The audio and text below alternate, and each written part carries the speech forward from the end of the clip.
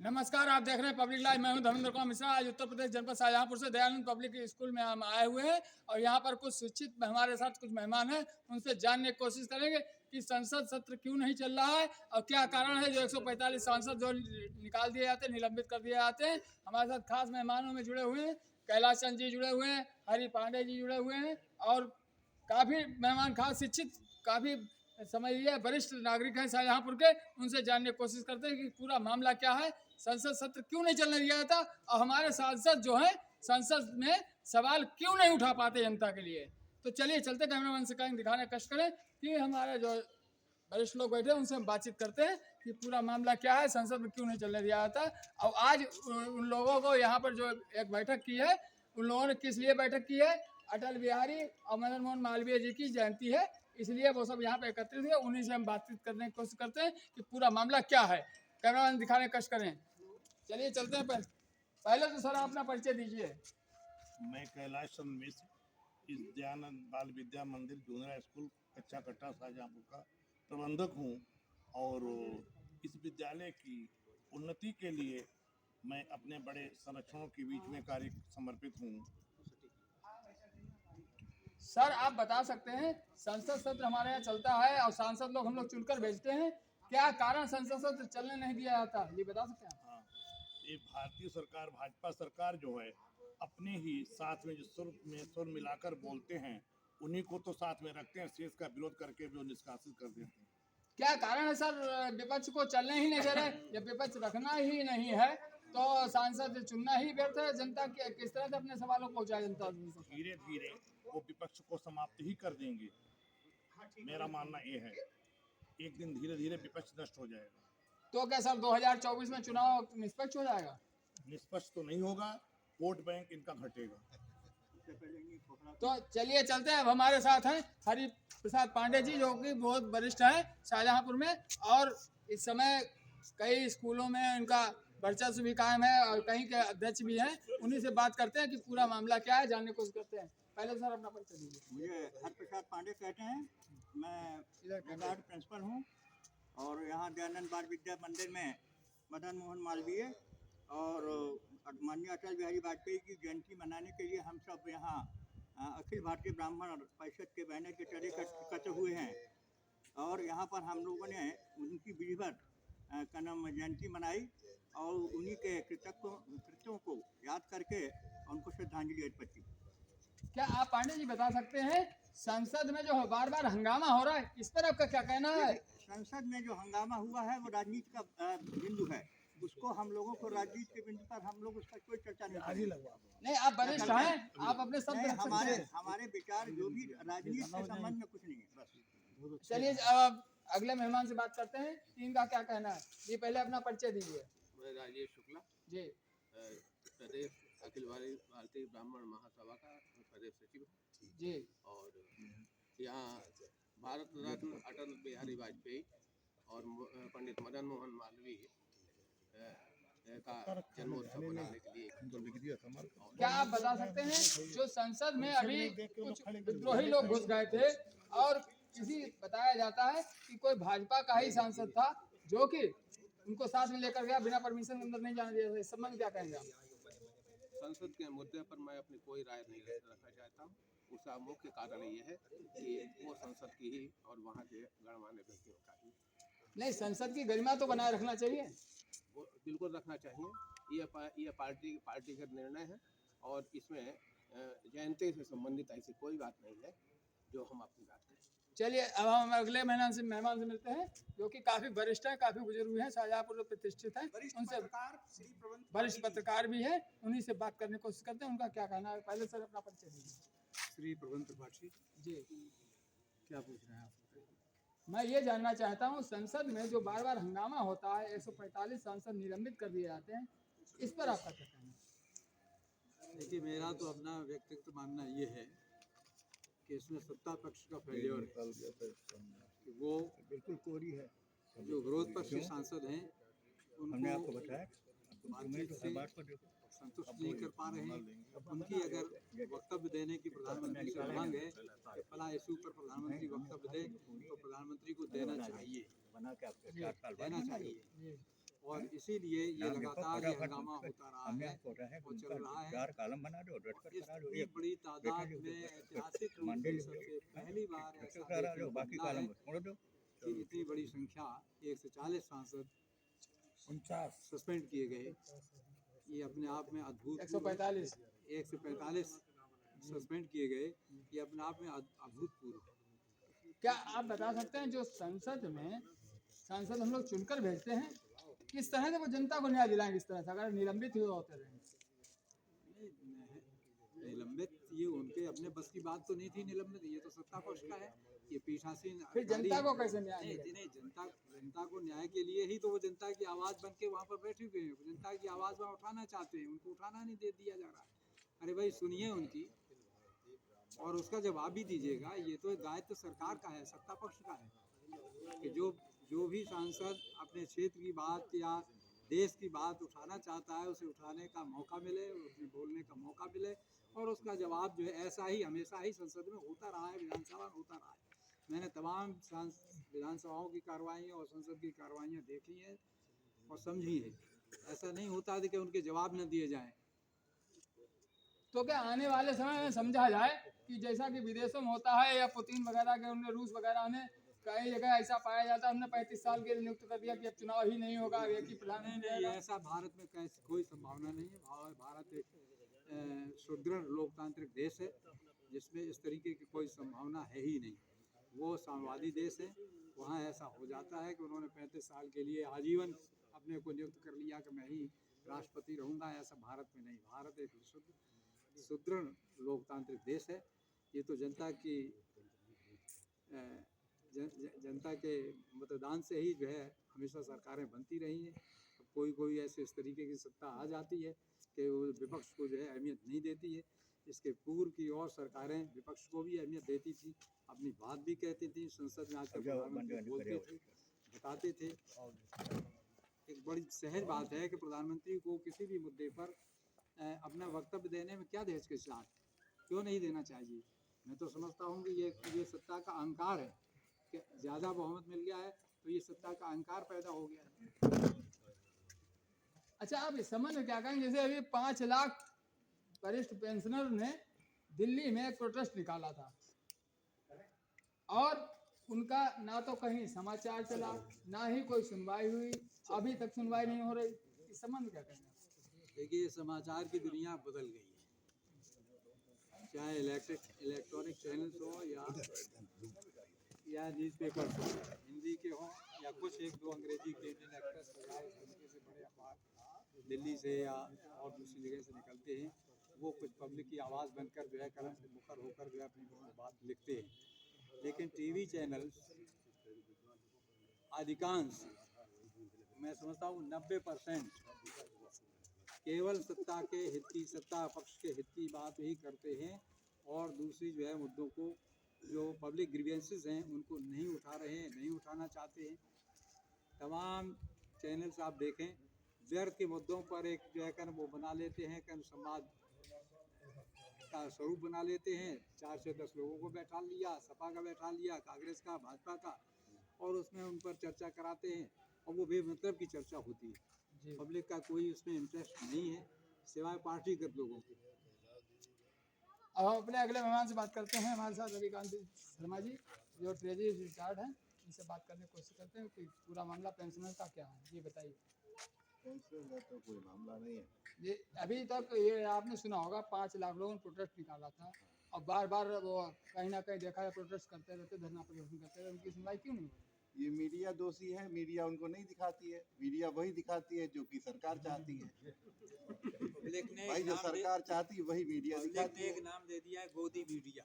जी जी Modi media तो नहीं कहा उसने, लेकिन गोदी मीडिया कह दिया है। जी जी तो गोदी मीडिया आप लोग अच्छी तरह समझते हैं, आप बता क्या है गोदी मीडिया। जी बताइए। ये जो मीडिया जिसे चाहे उसे बलवान बना दे आज के समय में, और जिसे चाहे नीचे बिल्कुल ला दे, तो मीडिया सर्वोपरि है। चलिए अब अगले मेहमान की बात करते हैं। हमारे साथ सत्य प्रकाश तिवारी जी हैं जो कि वर्तमान में कचहरी में जज साहब के यहाँ पेशकार भी हैं और इन्हीं से बात करते हैं कि पूरा मामला क्या है। संसद में जो हंगामा हुआ इस संबंध में आप क्या कहना चाहेंगे? No comments. अच्छा, आप जो अटल बिहारी जी की आज जयंती है, मदन मोहन मालवीय जी की जयंती, इस पर आप क्या कहेंगे? मैं जिला अध्यक्ष हूँ ब्राह्मण अखिल भारतीय ब्राह्मण महासभा भारत का। जी और मैंने आज जो है यहाँ पर अटल बिहारी वाजपेयी माननीय प्रधानमंत्री जी और पंडित क्या नाम मदन मोहन मालवीय जी की जयंती का जो है आयोजन किया था। जी और यहाँ पर हमारे कई ब्राह्मण बंधु इकट्ठे हुए और हमारा एक उद्देश्य यही है कि हम सारे ब्राह्मण वर्ग एक हो जाएं और पूरे यहाँ ही नहीं, जिले में ही नहीं, बल्कि हम पूरे शाहजहाँपुर नहीं बल्कि विश्व की बात करते हैं। क्योंकि ब्राह्मणों के प्रति लोगों की भावनाएं जो हैं बहुत ही उद्गार उनके अच्छे नहीं दिखाई पड़ रहे हैं।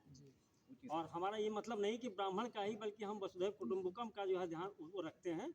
मतलब हम किसी का बुरा नहीं चाहते, लेकिन सरकार भी वसुधैव कुटुंबकम की बात करती है। हाँ, तो मैं भी वही बात करता हूँ। सरकार कर रही है तो मैं भी करता हूँ।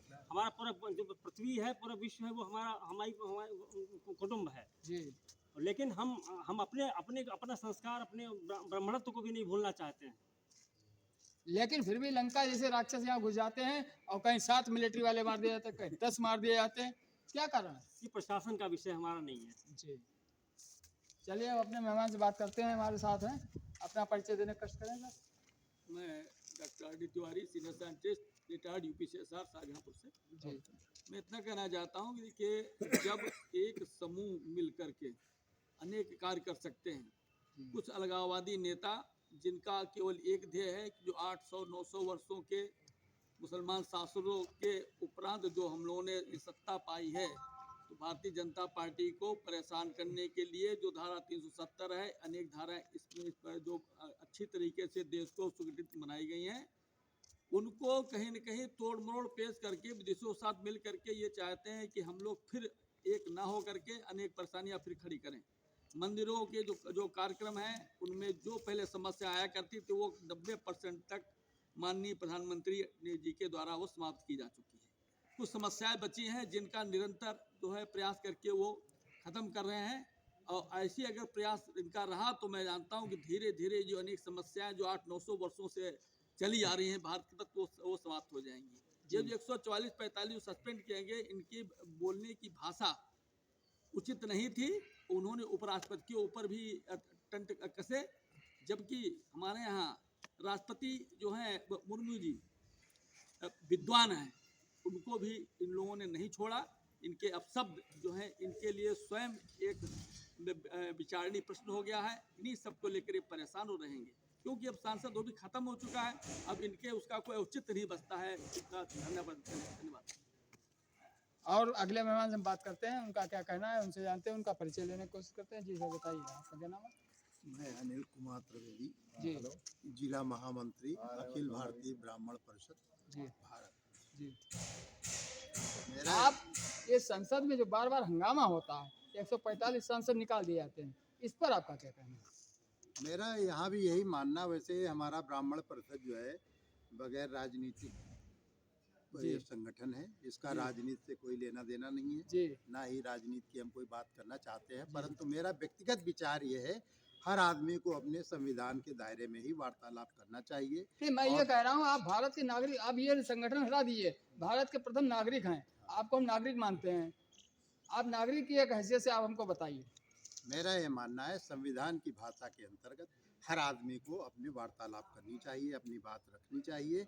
असंसदीय भाषा का कहीं भी इस्तेमाल नहीं होना चाहिए, किसी की गरिमा को ठेस नहीं पहुंचाया ना जाना चाहिए, और चाहे पक्ष हो चाहे विपक्ष हो, हर आदमी को अपनी बात कहने का अधिकार है, मगर संसदीय भाषा के अंतर्गत ही बात करनी चाहिए। अच्छा, एक बात और बताइए, अभी जो उत्तर प्रदेश में 25 लाख बच्चों ने पेट की परीक्षा दी थी और 2 साल से लगातार देते चले आ रहे हैं, और सरकार का ये कहना है जब तक वैकेंसियां नहीं निकलती तब तक आप पेट की परीक्षा देंगे, इस पर आप क्या क्या कहना चाहते हैं? ये प्रशासनिक मैटर है, इसकी तारतम्य में मैं कोई भी बात नहीं कहना चाहता हूँ, क्योंकि सरकार और हमारा नहीं, संगठन इस पर दोनों अलग हैं। गार्जियंस पर भार पड़ रहा है, इस पर आपका हम इसलिए बयान हमारा पैसे लिए जाते हैं उनसे। अखिल भारतीय ब्राह्मण परिषद के बैनर तले बात कर रहे हैं, और हमारा संगठन जो है अराजनीतिक है। हम संगठन ही सर बात ही नहीं कर रहे हैं, हम तो आपको भारत का नागरिक मानकर बात कर रहे हैं। हाँ, तो उसके संबंध में मेरा यही कहना है, वो प्लेटफार्म अलग है उस प्लेटफार्म पर जब आएंगे तब बात करेंगे। अभी हमारा यही कहना है कि हर आदमी को अपनी भाषा संविधान की धारा के अंतर्गत ही करनी चाहिए। चलिए हम अपने अगले मेहमान देवेश त्रिपाठी जी से बात करते हैं। हो गया देवेश त्रिपाठी जी से बात करते हैं। त्रिपाठी जी हैं, इनका पहले शिक्षक। पहले मैं अपने देवेश त्रिपाठी जी से ले लेते वक्तव्य, उनका क्या कहना है कि जो उत्तर प्रदेश में अभी आपने सुना होगा 25 लाख बच्चों ने परीक्षाएं दी थी और सबका जो है सबका सेंटर पेट की सबका सेंटर 150-200 किलोमीटर दूर डाला गया था। इस पर गार्जियंस का ऊपर काफी भार पड़ा, गार्जियंस को काफी कष्ट हुआ। इस संबंध में आप क्या कहना चाहेंगे? देखिए, ये सब प्रशासन की अपनी व्यवस्था है, इसमें हम कोई उन पर कोई दबाव तो डाल नहीं सकते, ना हम उनको कोई सुझाव दे सकते हैं। लेकिन हाँ, ये फैक्ट है कि जो प्रशासन यहाँ शाहजहाँपुर में होता है वही बरेली में होता है, वही दूसरे सिटी में होता है। तो प्रशासन को बदल देना चाहिए, ना कि टीचर्स को बदल देना चाहिए, ना कि बच्चों को इधर उधर भटकाना चाहिए। क्योंकि इसमें कई बार बहुत से ऐसे बच्चे हैं जिनके साथ कोई आने जाने वाला नहीं है और मान लीजिए कहीं थोड़े बहुत शारीरिक रूप क्या से ये विकलांग परीक्षा हैं। जिला स्तर पर नहीं कराई जा सकती? हाँ, कराई जा सकती है, बिल्कुल कराई जा सकती है और सभी परीक्षाएं जिला स्तर पर ही होनी चाहिए। जी। ये मेरा सरकार से मेरा निवेदन है कि भविष्य में जितनी भी परीक्षाएं होती हैं वो सब जनपद स्तर पर होनी चाहिए और अध्यापक और प्रशासन को बदल देना चाहिए, ताकि वो ना किसी बच्चे को पहचानते होंगे और ना कोई पार्शियलिटी होने की संभावना रहेगी। क्या आप मानते हैं कहीं ना कहीं देखा जाए आप भी शिक्षक हैं, गार्जियंस पर अतिरिक्त भार नहीं पड़ रहा? देखिए, एक तरफ गार्जियन पर अतिरिक्त भार पड़ रहा है, दूसरी तरफ कोई भी सरकार, अभी तक जितनी भी सरकारें हम देख रहे हैं, जो हमने अपना आकलन किया है कि कोई भी सरकार इस हिसाब से काम नहीं कर रही है कि हमारे देश की जनता को हम कैसी सुविधाएं दें, चाहे वो पर्यावरण नीति हो, चाहे वो शिक्षा की नीति हो, चाहे कोई भी नीतियां ले लीजिए। क्योंकि हम देख रहे हैं अभी तमाम चीज़ें जो नहर के किनारे बड़ी बड़ी मोटी मोटी शीशम हुआ करती थी सब गायब हो गई, नहर की पट्टियां पूरी खाली पड़ी हुई हैं और उससे क्या होता है, नहर की बाउंड्री भी कट जाती है, उल्टा भार पड़ता है। जब शीशम हुआ करती थी, पेड़ हुआ करते थे तो नहीं कटती थी। तो सरकार किस हिसाब से काम कर रही मुझे समझ में नहीं आ रहा है। मान लीजिए कल आपको सरकार में लाके मंत्री जी बना दिया है, मुख्यमंत्री बना दिया है, तब आप क्या निर्णय लेंगे जनता के लिए? जनता के लिए निर्णय जो हमको उचित लगेंगे समय के अनुसार वो लेंगे। आज की स्थिति के अनुसार जो हम बोल रहे हैं, हम ऐसे निर्णय लेने चाहिए। शिक्षा व्यवस्था पर ध्यान देंगे, जैसे अभी हमारी जैसे कि उत्तर प्रदेश में 25 लाख सिद्ध हो गया बेरोजगार है शिक्षित। 25 लाख नहीं, 50 लाख तो केवल बीएड बेरोजगार हैं। नहीं, 25 लाख ने पेपर दिया पेट, हम उससे मानते हैं आकलन, हम आकलन की बात कर रहे हैं। नहीं, बेरोजगार तो जिन्होंने पेपर दिया पेट का पूरे यूपी में बेरोजगार 5 करोड़ से भी ज्यादा है। नहीं, वो तो है। एमबीबीएस और एमडी किए हुए, पीएचडी किए हुए, नेट जेआरएफ क्वालिफाइड लोग भी बेरोजगार हैं जी। तो अब इसमें तो देखिए, सरकार लगातार कह रही है कि स्वरोजगार की तरफ बढ़िए। सरकार तमाम फंड दे रही है, सुविधाएं दे रही है, छूट दे रही है, 25%, 30%, 35% छूट दे रही है कि युवाओं को अपना कुछ क्रिएटिव माइंड लगा करके नया कुछ इनोवेटिव करना चाहिए। इसलिए सरकार, क्या आप बता सकते हैं सरकार का यही मोटिव था कि हमें प्रधानमंत्री बनना है या हमें सरकार चलानी है? क्या डीएम एसपी जो कलेक्टर हमारे बोले जाते पूर्व काल से, उनको क्या झाड़ू लगाने के लिए इतनी शिक्षा दी गई थी?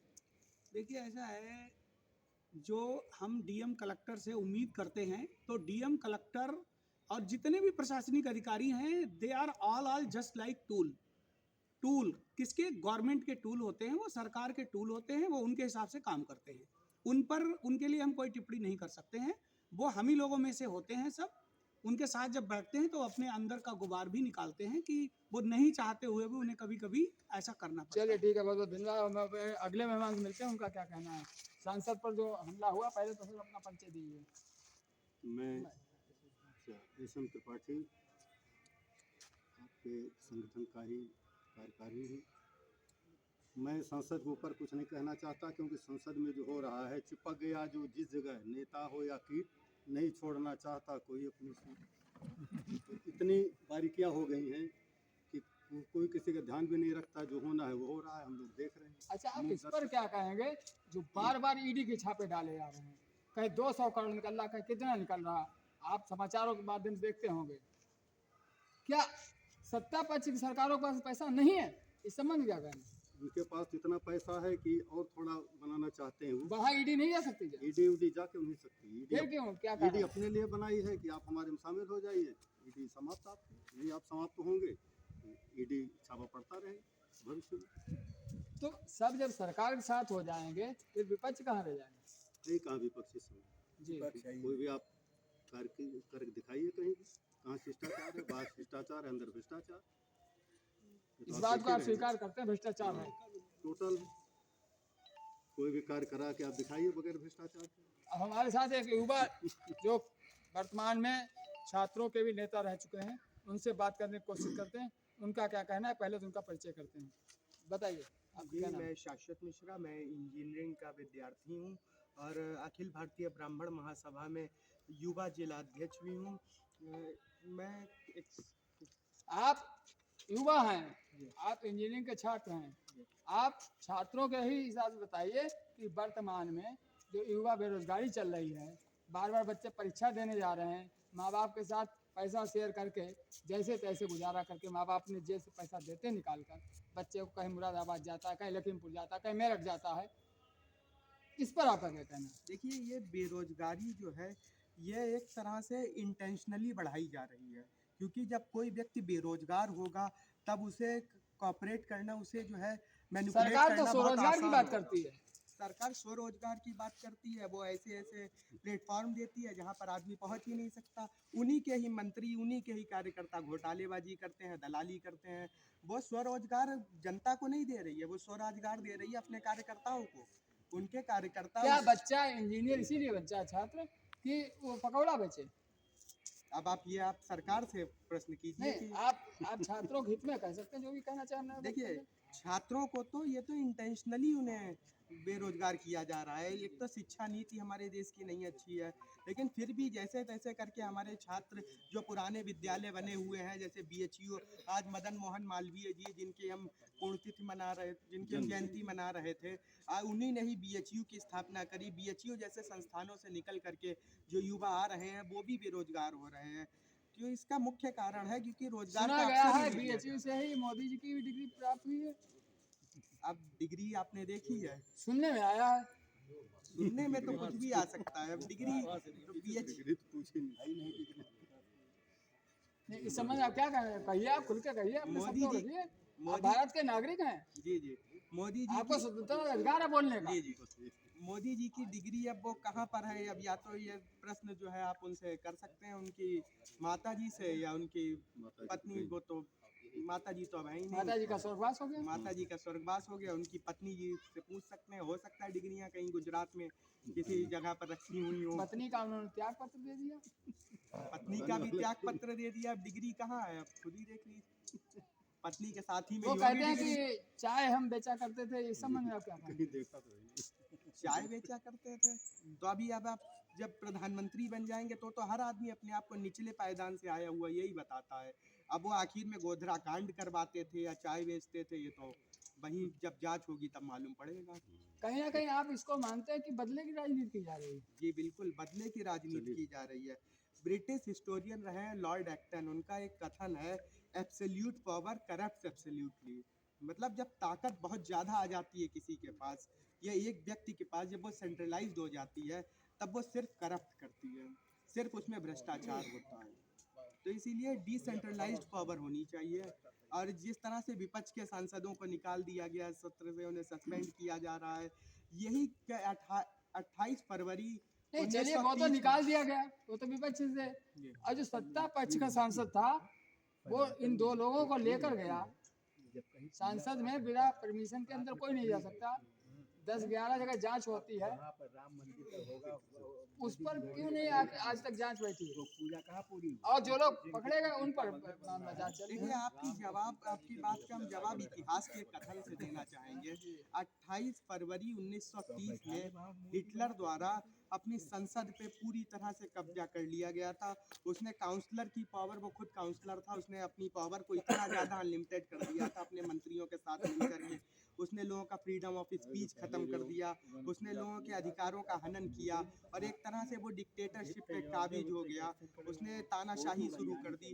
तो ये इसी तरह का कुछ इंटेंशन हमें इस सरकार का भी लग रहा है। अब आने वाले समय में देखते हैं क्या होता है। युवाओं की तो भूमिका, क्या प्रजातंत्र खत्म हो जाएगा? अगर युवा क्रांति नहीं करेगा तो प्रजातंत्र खत्म हो जाएगा। अगर वो आप अपने ऐसा मानते हैं?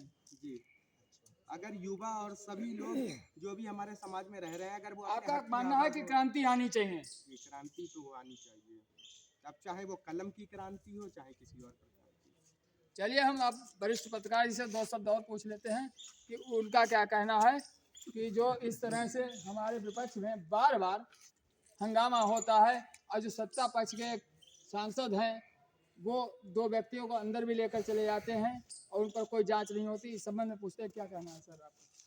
देखिए, ऐसा है कि जिस किसी भी सांसद के द्वारा, चाहे वो भाजपा का हो या किसी और दल का हो, अंदर जाने के लिए एक पास बनता है। जी आप विधानसभा जाएं तो किसी एमएलए का बनवाना पड़ेगा या मंत्री का बनवाना पड़ेगा। इसी तरीके से संसद की व्यवस्था है जी कि उसका पास बनवाना पड़ेगा। तो उस समय कोई वेरिफिकेशन नहीं होता है। जो संपर्क के हुए जानते हैं, नहीं जानते हैं तब भी लोग बना देते हैं।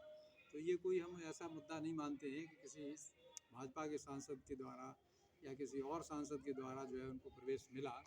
ये कोई इतना सरकार तो जांच करवा रही है इस पर, हाँ, जांच नहीं, जांच का अवधि फिर उस सांसद की क्यों नहीं जांच हो रही? नहीं, हाँ, ये बिल्कुल सही कह रहे हैं आप। सांसद की जांच होनी चाहिए कि उसने किन परिस्थितियों में कैसे बिना जाने इन लोगों को, जिन्होंने आतंकी गतिविधि वहाँ पैदा की जाकर, इनको पास कैसे दिया और उसके खिलाफ अब तक कोई एक्शन क्यों नहीं हुआ। उसको एक्शन तो तुरंत मालूम पड़ गया कि ये सांसद के द्वारा ये पर्ची भेजा गया है, जी जी, तो तुरंत एक्शन होना चाहिए। फिर भी उसका 1 नाम से नहीं ला 45 रहे। एक विरोध पक्ष के 1 से 45 सस्पेंड कर दिए जाते हैं और वो अपने घूम रहा है बाहर। तो इसका मतलब क्या है? इसको बचाया जा रहा है? बचाया, बिल्कुल बचाया जा रहा है।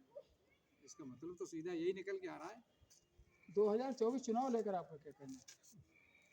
अब 2024 के चुनाव को लेकर अभी कुछ भविष्यवाणी नहीं की जा सकती है, इसलिए कि आपका क्या अनुमान है? आप तो वरिष्ठ पत्रकार हैं। नहीं, अनुमान तो ये है कि जो वर्तमान में भारतीय जनता पार्टी यानी मोदी के पास, वो भाजपा की बात तो नहीं करते हैं, मोदी की पार्टी अब हो गई है, वो जो बहुमत है उतना बहुमत तो नहीं मिलेगा, उससे कम होगा, इतना निश्चित है। और इसके लिए तो अभी कैंपेन शुरू नहीं हुई है। जब कैंपेन शुरू होगी तो ये सारी चीज़ें, इन्होंने 38 दल घटक दल एकत्रित किए हैं और उनके पास हैं लगभग 27 दल। इस पर आपका क्या कह सकते हैं कि आखिर ये क्या कारण है घटक दलों को एकत्रित करना पड़ रहा मोदी जी को भी और उनको भी? देखिए, दोनों पक्ष अपने अपने सशंकित हैं अपने बहुमत के लिए, अपनी जीत के प्रति सशंकित हैं। इसलिए जो है, देखिए, विरोध पक्ष तो निश्चित रूप से सशंकित होना ही चाहिए, क्योंकि भाजपा सरकार के पास भारी बहुमत मिला हुआ है। और अभी जो 3 राज्यों के चुनाव हुए हैं, वो जैसे जो भी उन्होंने जीत हासिल की है, उनके मुख्यमंत्री बने हैं, तो उनका हौसला और बड़ा होना चाहिए। विरोध पक्ष का स्वाभाविक रूप से दूसरे और दलों को लेकर, एक दल कोई उनसे लड़ने की स्थिति में नहीं है, तो स्वाभाविक है कि वो गठबंधन के, वो दूसरी पार्टियों के साथ गठबंधन बना के लड़े। अच्छा एक बात बताइए, ये राहुल गांधी जी ने अभी एक यात्रा की थी और अब वर्तमान में पूर्व से पश्चिम यात्रा करने जा रहे हैं, क्या इसका कुछ निष्कर्ष निकलता है? बिल्कुल बिल्कुल, इसका इम्पैक्ट पड़ेगा जी। हाँ, अब पिछली यात्रा का इम्पैक्ट पड़ा। जनवरी से करने जा रहे हैं। हाँ, जनवरी से करने जा रहे हैं और यूपी होकर वो गुजरेगी। जी हाँ, तो उसका इम्पैक्ट पड़ेगा। हाँ, कांग्रेस का इसमें जो है, मतलब जो है, अच्छा जनाधार बढ़ेगा। जनाधार बढ़ेगा, डेफिनेटली। आपका क्या कहना है इस पर? ये जो राहुल गांधी जी जो हैं बराबर कहीं ना कहीं अपना प्रयास कर रहे जी। हैं, प्रयास में सफल होंगे तो अच्छी बात है, नहीं सफल होंगे तब तो नहीं, आपका मत क्या कहता है? हमारा मत ये कहता है कि उनको करना चाहिए, जनाधार बढ़ेगा। जनाधार बढ़ेगा। चलिए हम अपने रवि जी से बात करते हैं। का क्या कहना है कि राहुल गांधी जी उत्तर प्रदेश होते हुए पूरे पश्चिम एक यात्रा का आयोजन करने जा रहे हैं जनवरी से, इन पर इनका क्या कहना है? यात्रा करने जा रहे हैं तो कुछ उनका वोट बढ़ेगा। जी, वोट बैंक बढ़ेगा, ये मानते हैं आप? बदलाव होगा? अब बदला तो नहीं कह सकते, लेकिन हाँ बदलाव होगा। हाँ हाँ हाँ, कुछ तो तो परिवर्तन तो थोड़ा बहुत होगा ही, मतलब जी। हाँ परिवर्तन तो प्रकृति का नियम है। हाँ, बस प्रकृति का नियम है, जी। परिवर्तन तो होगा ही। क्यों? और फिर ये तो देखिए प्रकृति का नियम में कुछ ना अपने आप ही होता पहले से अब परिवर्तन हुआ, अब फिर आगे होगा। जी, जी, जी। हाँ, ये समय एक सा नहीं रहता। अच्छा एक बात बताइए, जैसे इनकी ये सरकार कहती बार बार कि 75 सालों से कुछ नहीं हुआ, 75 सालों से कुछ नहीं हुआ, तो क्या अब मानते हैं आप अब कुछ हुआ? देखिए जो भी सरकार जब भी रही है तो उसने परिस्थितियों के अनुसार सबने सही किया, चाहे कोई भी सरकार है, जैसी परिस्थिति जिसके सामने आई और उसने हमेशा सही ही किया, खराब किसी सरकार ने नहीं किया। देश के लिए, देश के हित में ही कार्य किया है। और तो आप कोरोना को देश हित में मानते हैं? ये कोरोना तो एक महामारी थी, कोरोना एक महामारी थी, कोरोना, और उसको भी सही ढंग से निपटा गया अपने इंडिया में, मतलब जो है भारत में कोरोना का असर और देशों से मुकाबले कम हुआ। जी, आप तो ट्रेजरी के रहे हैं काफ़ी जानकार, क्या आप बता सकते हैं जो मोदी जी ने वर्तमान सरकार में 76 अरब डॉलर रुपए लोन लिया था स्विस बैंक से, इस पर आपका क्या कहना, वो कहाँ गया? इसके बारे में तो भाई नहीं मालूम हमको। हाँ, इसके बारे में हम कुछ नहीं कहना चाहेंगे कि मालूम नहीं तो हम कैसे आप। जबकि जनता कह रही थी अगर एक एक घर पे 1-1 करोड़ रुपया दे दिया जाए तो घर घर हरियाली आ जाएगी। ये 15 लाख नहीं दिए तो 1 करोड़ का है। हाँ, ये राजनीतिक बातें हैं, नेता जी क्या कह रहे हैं? मोदी ने 2014 के चुनाव में वादा किया था कि इतना पैसा भारत का स्विस बैंक में जमा है नेताओं का, और वो हम लाके आपको जो है रहेंगे और 15-15 लाख सबको दे देंगे। तो उसमें तो एक किसी को 1 रुपया नहीं मिला। नहीं, कोरोना में भी तो कहा गया, सुनते हैं कि 2.5 लाख रुपया एक एक नौकरी है, वो सब धरातल पर कुछ है। कोरोना की तो एक अलग बात रही। मात्र 50,000 रुपए दे दिए गए और उस पर आगे कोई किसी ने क्या। कोरोना में तो बहुत देखिए, बहुत कुछ अच्छा भी सरकार ने काम किया और कुछ बहुत विसंगतियाँ भी रही। वो तो सही बात ये है कि इतनी बड़ी महामारी थी, कुछ जो है मेंटेन नहीं कर पाई। नहीं, आप कह रहे सरकार ने काम किया, पूर्व में जनता को कपड़े से लेकर और राशन टोटल, यानी मकान बनाने के लिए सीमेंट भी मिलता था राशन पर, आज क्या मिल रहा है? मात्र 5 किलो। इस पर आप क्या कहेंगे? देखिए, पूर्व की सरकारों ने, जो प्रधानमंत्री हमारे या उनका संगठन ये आरोप लगा रहा है कि 70 साल में 75 साल में मोदी जी कह रहे हैं हम 5 किलो अनाज दे रहे हैं। हाँ, 5 किलो। क्या 5 किलो अनाज से पूरा हो रहा है? और पूर्व में राशन आपको कपड़ा भी मिलता था, दालें भी मिलती थी, केरोसिन मिलता था, सीमेंट भी मिलता था मकान बनाने के लिए। मोदी जी फ्री बांट के वोट हासिल कर रहे हैं लोगों का, इसलिए फ्री बांट रहे हैं। अब आवश्यकता नहीं है। कोरोना काल का एक अलग वक्त था जब लोगों के पास काम नहीं था, घर बैठे हुए थे और पेट भरने की समस्या पैदा हो गई थी। उस समय दिया जाना तो ठीक था, सरकार का ये धर्म था। नहीं, हमारा ये कहना है, ये मानना है कि जो पूर्व में सरकारें आई उन्होंने जनता को राशन में कपड़ा दिया, लेकिन सीमेंट दिया, लेकिन फ्री नहीं दिया, हाँ, कुछ ये फ्री शुल्क बांट लिया। रहे हैं। क्या फ्री आप बता सकते हैं क्या इतना फ्री देने से क्या 75 साल का इतिहास पूरा हो जाए? 75 साल का इतिहास तो बहुत बड़ा इतिहास है जी। ये इन्होंने तो 75 साल के इतिहास की जो बुनियाद है, जो नींव है, उसी पर मतलब जो है थोड़ा बहुत आगे बढ़े, ज़्यादा बढ़े भी नहीं, बल्कि वो 75 साल में जो कमाया था, जो पिछली सरकारों ने उसको और बेच और रहे पूंजीपतियों के हाथ में, उसको तो जो है कर नहीं। आगे आने वाली जो राजनीति है, अगर इसमें बदलाव होता है तो आप अचंभित होंगे कि बड़ा जबरदस्त खुलासा होगा कि कहाँ से कहाँ यहाँ की देश की अर्थव्यवस्था पहुँचा दी गई है। तो क्या मानते विकास की गंगा बह रही है? मैं नहीं मानता हूँ विकास की गंगा बह रही है। राम राज आ गया? नहीं, कोई कतई नहीं। रामराज कहीं मंदिर बनाने से रामराज आएगा? आचरण से आता है। राम का आचरण तो होना चाहिए। अभी जो है आदरणीय मिश्रा जी ये जिक्र कर रहे थे, अच्छा जिक्र किया कि राम मंदिर का मोदी जी रामलला की स्थापना करने जा रहे हैं, भजन पूजन करने जा रहे हैं, पहले भी करे आए थे। विधान है, जब राम श्रीलंका से लौट के आए, विजय पाके आए, तो उन्होंने राजसूय यज्ञ करवाया था। उस यज्ञ का गुरु वशिष्ठ ने और जो ऋषियों ने जिन्होंने कराया था, उनका पहले ये शर्त थी कि राम की पत्नी तो है ही नहीं इनके पास, तो उसका विकल्प क्या होगा? तो फिर विकल्प ऋषिमुनियों ने और विद्वानों ने ये निकाला कि स्वर्ण मूर्ति सीता की बनाई जाए। पत्नी होना जो बहुत जरूरी है यज्ञ के लिए, पत्नी होना किसी भी पूजन के लिए पत्नी होना बहुत जरूरी है। तो राम मंदिर का रामलला को विराजमान करने जा रहे हैं, तो पत्नी की भैया स्वर्ण नहीं मूर्ति चलिए बना मान लेते हैं रामलीला को विराजमान कर रहे हैं, वो अच्छी बात है, आस्था बात को अच्छी बढ़ाना क्या है, अच्छी वो बात है। नहीं, वो सुनिए, राम की मर्यादा की पूर्व बात काल आपने का छेड़ी ना। पूर्व काल शास्त्रों का इतिहास ये कहता है हमारे अनुसार जानकारी के कि 4 युग हैं।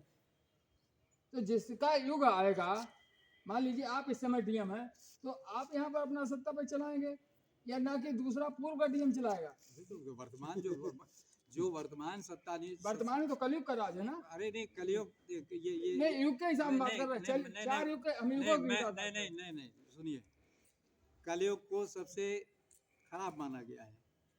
सबसे सतयुग था पहले, जहाँ सत्य का आचरण ही धर्म था। जी। इसके बाद आया त्रेता, वहाँ भी सत्य की स्थापना राम ने की और सत्य की अवधारणा चली। इसके बाद द्वापर आया और अब है कलयुग। नहीं मेरा यही तो कहना है कि एक राजा जब उपस्थित है तो दूसरे राजा की तो आवश्यकता है नहीं। कौन सा उपस्थित है? वही कह रहा हूँ। कौन सा राजा उपस्थित है? कौन सा राजा? किसे मानते हो? मोदी को? नहीं हम मोदी को नहीं मानते। कौन सा राजा है? हम युग के हिसाब से बात कर रहे अरे ये युग कोई वो समय है, वो कोई ये राजा थोड़ी है। हैं। युग समय है। तो कलयुग राजा है। वो देखिए समय का विभाजन किया गया है, सतयुग, त्रेता, द्वापर, कलयुग, समय का विभाजन है वो। हाँ तो समय के अनुसार प्रकृति चलेगी ना। नहीं, समय ऐसा नहीं है, समय बनाता क्या समय का चक्र? नहीं अरे भाई ये देखिए, ये आप जो है एक फिलोसफिकल बात कर रहे हैं, ये फिलोसफिकल बात नहीं है। समय के हिसाब से समय कौन बनाता है?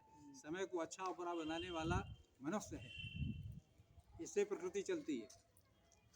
मनुष्य है, मनुष्य ने ही राम बनाए, मनुष्य ने ही श्री कृष्ण बनाए। इस धरती के इन्हीं मुल्ला जयकान जो राम ऐसे नहीं बन गए।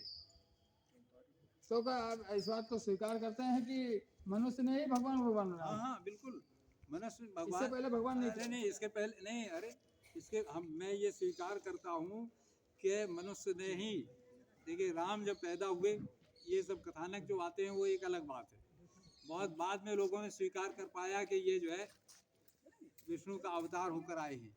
इसी तरह से कृष्ण को जो है, कृष्ण ने के समय में इतना बड़ा महाभारत हो गया और इसके बाद स्वीकार कर पाए कि जो है कर्म, कुछ लोग मान लीजिए 2, 4 से 10% लोग जानते भी होंगे कि ये अवतार हैं या नहीं है, लेकिन आखिर में आके जब स्वीकार किया गया तो वो मनुष्यत्व ही था, वो मानव ही था जिसने स्वीकार किया कि कृष्ण जो है विष्णु अवतार थे और राम विष्णु अवतार। तो इसका मतलब मानव ने कुछ देखा होगा तभी तो स्वीकार किया। बिल्कुल जो उनको तभी तो वो मानव भगवान है। बिल्कुल हमारे लिए वो मर्यादा पुरुषोत्तम है और मर्यादा पुरुषोत्तम ही भगवान ही हो सकता है। या आप इस तरह से मानते हैं कि सामर्थ्यवान भगवान हो सकता है? नहीं सामर्थ्यवान तो बहुत से सामर्थ्यवान थे कि अभी कल ही सस्पेंड किया गया वो सांसद वहाँ का क्या नाम, ब्रजभूषण, ये बहुत बड़ा सामर्थ्यवान है। सामर्थ्यवान से मतलब नहीं है। अच्छा आप इस संबंध में क्या कहेंगे?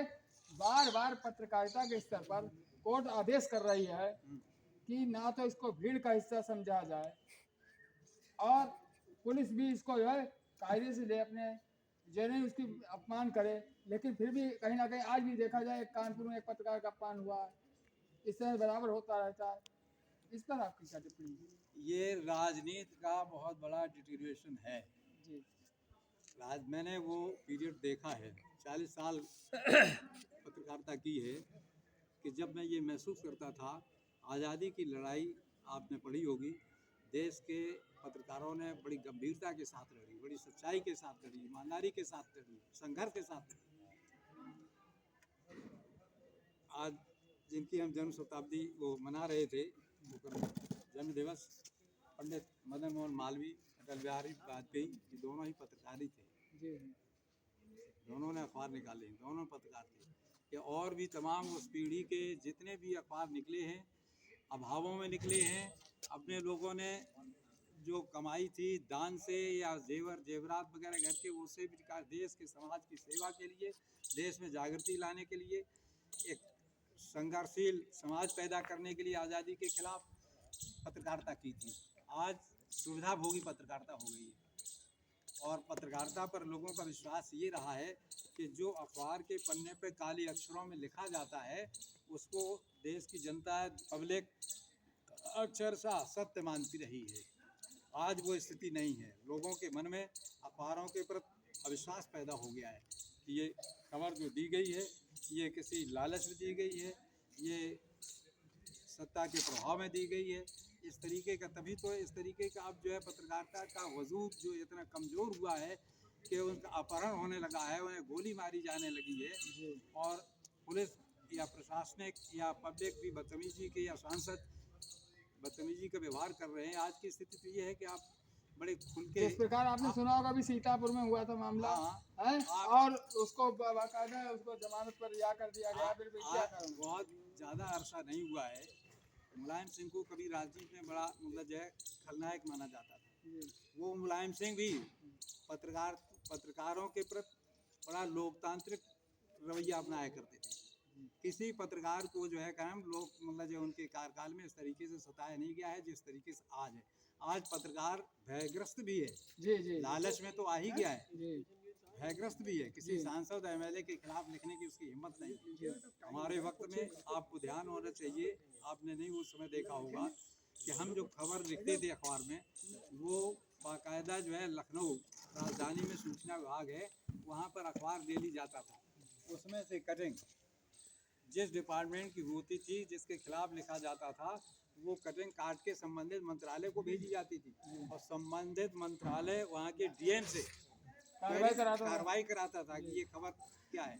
आज ये स्थिति सब खत्म हो गई। ये सरकार चलिए सूचना में तो रहती है और हमारा एक सवाल अपने तिवारी जी से और ले लेते हैं जो कि वर्तमान में ब्राह्मण सभा के अध्यक्ष हैं। इन्हीं से ब्राह्मणों के संबंध में एक बात पूछ लेते हैं कि हमारे बहुत से गरीब ब्राह्मण हैं जिनकी दयनीय स्थिति है, अपनी कन्याओं की शादी नहीं कर पा रहे हैं, भरण पोषण तो करना बड़ी मुश्किल है। इनका इस संबंध में क्या कहना है? कहना चाहते हैं हम इसीलिए हम गरीब ब्राह्मणों के साथ ही इस नहीं, संगठन तो आप चला रहे हैं, आपने कोई ऐसी स्कीम तैयार करी कि जिससे गरीब ब्राह्मणों की लड़की की शादी कराई जा सके या उसकी व्यवस्था करी जा सके? वार्ड वाइज हम हर वार्ड में जा रहे हैं, वहाँ की कमेटी गठित कर रहे हैं। वहाँ के जो लोग हैं ब्राह्मण वर्ग हैं उनकी तभी हमको समस्या पता चलेंगी ना जी। अब हम घर घर जा रहे हैं, हर वार्ड में जाकर संगठन बना रहे हैं, इसीलिए तभी हमको कौन यहाँ है, गरीब है या कैसा है। जैसा कि पूर्व काल में राजा राम मिश्रा थे यहाँ ब्राह्मण सभा के अध्यक्ष, हमारी जानकारी के अनुसार उन्होंने कभी ऐसा अपना दायित्व नहीं समझा कि घर घर जाकर बातचीत की जाए। आपका क्या कहना है? अभी हम पिछले महीने में ही जो है जिलाध्यक्ष बनाए गए हैं और अब हम अपनी पूरी जिम्मेदारी से इस विषय में काम करेंगे। तो आप देख रहे थे public live channel Dharmendra Kaur Mishra के साथ और राजश्याम शर्मा कैमरामैन।